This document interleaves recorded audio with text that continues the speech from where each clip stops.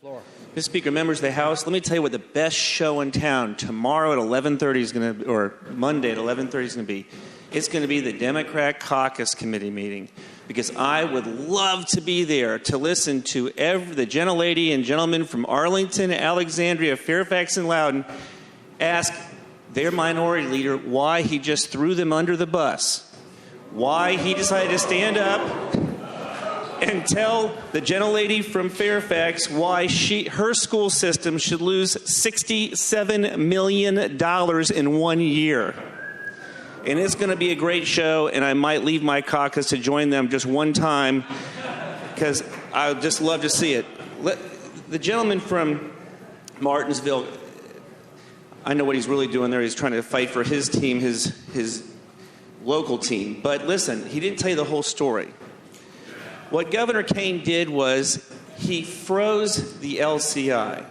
And as you all know, the LCI is a formula that we've used for, as I hear, for more than 40 years to distribute money across the state for education. And the reason is because it's based on a Supreme Court case a while ago that said that every child in this state deserves an equivalent education.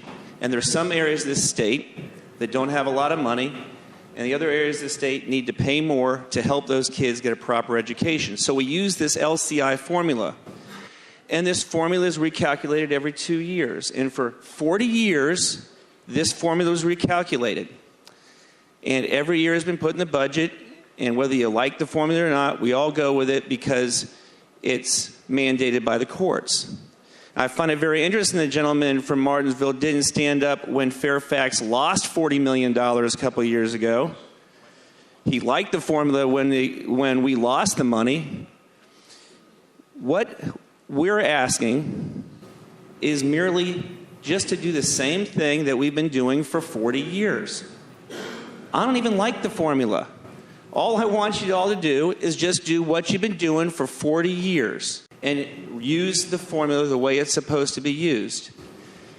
The reason that the formula benefits Fairfax, Loudoun, Alexandria, Arlington, Prince William, and other places is because for so many years it hurt us, because our real estate values were climbing and climbing and climbing, and that meant that we had to pay more to Richmond for schools.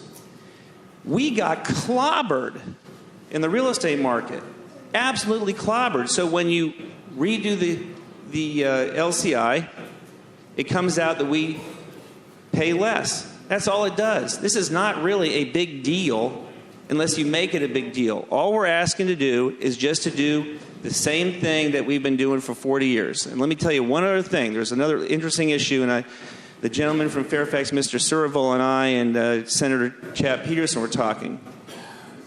There are some serious legal issues with not using the LCI. The reason is this court case basically says that you have to have some formula.